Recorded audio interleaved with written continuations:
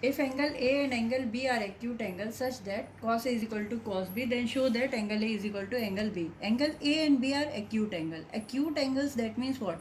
Acute angle, that means less than 90 degree. Such that cos A is equal to cos B is given. Cos A is equal to cos B is given, then show that angle A and B. Students, now we have to solve this question by two methods. First method is, this is right angle triangle, this is angle A and B, both are acute angles, that means less than 90 degree, such that cos A is equal to cos B, cos A is equal to cos B. उस दिन हमने जो trick बताई थी पंडित बद्री प्रसाद हरहर बोले से, तो cos क्या होता है? Base upon hypotenuse. बेस कितना होगा? अब देखिए कॉस ए और कॉस बी. कॉस ए जब हम लोग एंगल देखेंगे तब हम लोग इसको, इस ट्रायंगल को रोटेट कर देंगे, फिर हमारा क्या हो जाएगा? Base upon hypotenuse, that means A C by A B. Cos A is equal to A C by A B. And cos B को हम लोग इधर से देखेंगे तो base upon hypotenuse, that means B C by A B. A B cancel out, A C is equal to B C. A C और B सी क्या हो गया? इक्वल हो गया. और आप लोगों को पता है कि जब दो साइड्स इक्वल हो जाती है then their opposite angles are also equal. That means if two sides are equal then their opposite sides are equal. ये आप लोगों ने क्लास 9th में थ्योरम पढ़ी है. तो angle A is equal to angle B by that theorem. Okay, ये तो आपका फर्स्ट तरीका था. अब नेक्स्ट देखिए, नेक्स्ट जो आपके एनसीईआरटी में एक एग्जांपल दिया है, जो सेम क्वेश्चन है बट यहाँ पे सिर्फ sine A is equal to sine B है. उसकी सॉल्यूशन देखिए कैसे होगी, उस तरीके से कैसे सॉल्व होगा.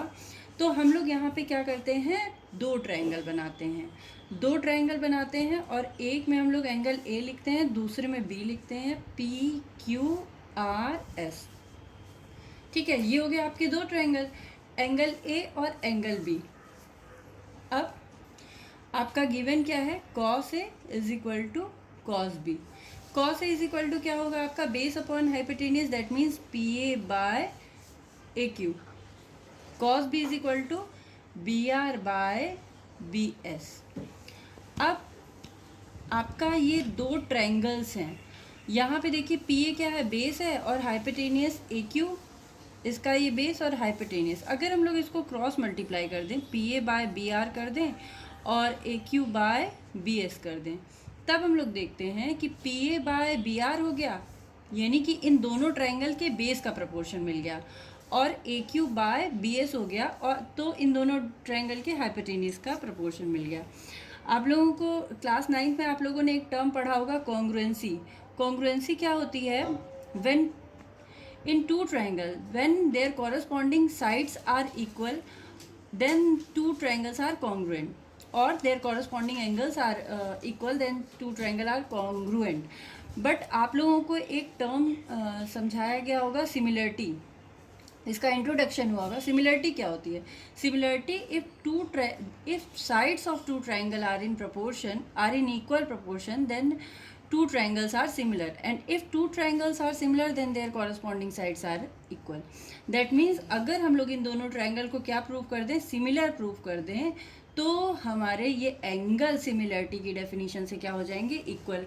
अब आपके दो साइड्स का प्रोपोर्शन तो गिवन है, बस एक ये पी क्यू का प्रोपोर्शन नहीं गिवन है. तो पी क्यू के इन दोनों के प्रोपोर्शन के लिए हम लोग क्या करते हैं? यूज़ करते हैं पाइथागोरस थ्योरम. तो पाइथागोरस थ्योरम क्या होगा हमारा? A Q is equal to root A Q square is P A square plus P Q square. आप लोग को पी क्यू चाहिए, तो P Q is equal to root A Q square minus P A square. और यहाँ पे आप लोग का, इसमें आप लोग का परपेंडिकुलर आर एस है, तो R S is equal to B S square minus R B square. अब आपको क्या चाहिए? इन दोनों का प्रपोर्शन चाहिए, that means P Q by R S is equal to A Q square minus P A square upon root B S square minus R B square. अब ये जो दोनों प्रोपोर्शनलिटी, आप लोग को प्रोपोर्शनलिटी की डेफिनेशन से पता होगा कि प्रोपोर्शनलिटी क्या होती है? किसी एक कांस्टेंट के इक्वल होती है. हम लोगों ने उस कांस्टेंट को सपोज कर लिया क्या? के. अब हम लोग यहाँ से के की वैल्यू, यहाँ से ए क्यू की वैल्यू उठा के यहाँ पे पुट कर सकते हैं। तो यहाँ से ए क्यू की वैल्यू क्या हो जाएगी, के बी एस हो जाएगी, K square B S square minus P A कितना हो जाएगा, K B R, K square B R square upon B S square minus R B square, इसको एज इट इज़ रहने देते हैं। के स्क्वायर कॉमन लेंगे, रूट से बाहर आएगा तो K B S square minus B R square upon B S square minus B R square, cancel out P Q by R S. इसका प्रोपोर्शन किसके इक्वल है, के के इक्वल। ये दोनों प्रोपोर्शन किसके इक्वल है, के इक्वल। दैट मीन्स कि जो तीनों साइड्स का प्रोपोर्शन हम लोग को मिल गया, क्या मिला, P A by B R is equal to A Q by B S is equal to P Q by R S. That means इन दोनों ट्राइंगल के सारे साइड्स का प्रपोर्शन हम लोग को मिल गया। जब सारे साइड्स का प्रपोर्शन मिल गया, that means both triangle are similar, and if both triangle are similar then their corresponding angles are equal, therefore angle A is equal to angle B. Okay students, तो ये एक ही क्वेश्चन को solve करने के दो method थे, ये first method और ये सेकंड मेथड। ये मेथड आपके एनसीईआरटी में गिवन है, तो आप लोग इसी मेथड से सॉल्व करिएगा।